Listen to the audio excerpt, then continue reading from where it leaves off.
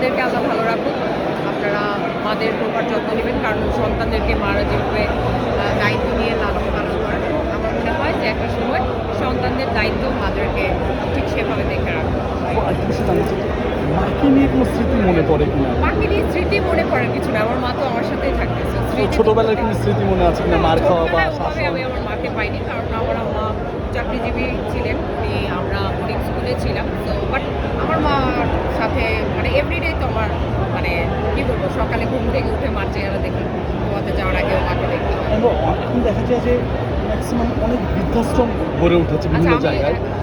যারা মাকে বৃদ্ধাশ্রমে রেখে তাদের উদ্দেশ্যে কিছু বলবেন? আচ্ছা, বৃদ্ধাশ্রমে আমি যেমন হচ্ছে বেশ কিছু আপন ঘর বৃদ্ধাশ্রম, আমি কিছু চ্যারিটি নিয়ে কাজ করি, বৃদ্ধাশ্রমে আমি যাই। এটা আমার আগে থেকেও মানে অনেক আগে থেকে এটা ইচ্ছা ছিল যে বৃদ্ধাশ্রম বানাবো, ছোটো যখন ছিলাম।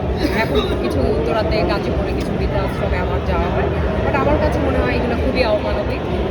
মানে এর কোনো মানে নেই। মানে যারা এই ধরনের কাজ করে, মা বাবাকে বৃদ্ধাশ্রমে রাখে, তারা মানুষ না, তারা পশুর সমতুল্য।